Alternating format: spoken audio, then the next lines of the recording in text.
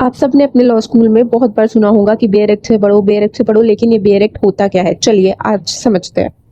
Bare act का मतलब है किसी लॉ का ओरिजिनल टेक्स्ट जो लेजिस्लेचर ने पास किया है बिना किसी ऑथर के एक्सप्लेनेशन या कमेंट्री के।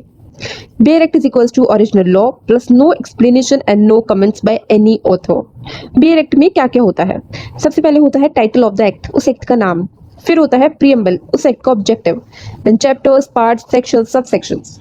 फिर जो जो टर्म्स अंदर यूज हुए हैं एक्ट में उनकी डेफिनेशंस क्लॉज। देन प्रोविजोस भी होते हैं जो कि कोई रेस्ट्रिक्शन, कंडीशन या कोई एक्सेप्शन देते हैं। एक्सप्लेनेशन, स्केड्यूल्स अगर एक्ट में हो तो। बेयर एक्ट और नोट्स कमेंट्रीज में डिफरेंस क्या है? देखो, बेयर एक्ट वो ओरिजिनल लॉ होता है जो लेजिस्लेचर पास करती है। कोर्ट भी इसी को मानता है और ये ऑथेंटिक एंड फाइनल सोर्स है। इसकी लैंग्वेज सिंपल और एग्जैक्ट होती है। वहीं नोट्स एंड कमेंट्रीज में ऑथर्स अपनी एक्सप्लेनेशन डालते हैं। ये इजी तो होता है समझने के लिए, कोर्ट पर ये बाइंडिंग नहीं होता और इसमें साथ साथ ऑथर्स की ओपिनियन भी होती है। इसकी लैंग्वेज इजी भी हो सकती है और डिटेल भी हो सकती है। तो बेयर एक्ट पढ़ने की ज़रूरत क्या है? चाहे आपका जुडिशरी का एग्जाम हो, चाहे एपीओ हो, एआईबी हो, सब में बेयर एक्ट से डायरेक्ट क्वेश्चंस आते हैं। इवन आपकी यूनिवर्सिटी एग्जाम्स में भी आपको सेक्शंस की प्रॉपर अंडरस्टैंडिंग लेनी ज़रूरी होती है जिससे आप अच्छे मार्क्स ला सकें। कोर्ट इंटरप्रेट करता है और लॉ अप्लाई करता है बेयर एक्ट के अकॉर्डिंग ही।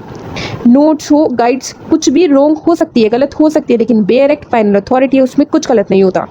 ये आपकी लीगल लैंग्वेज और इंटरप्रिटेशन स्किल्स को डेवलप करती है। तो याद रखिए, चाहे आपको अच्छा वकील बनना है, जज बनना है या लॉ स्टूडेंट, आपको बेयर एक्ट पढ़ना आना चाहिए।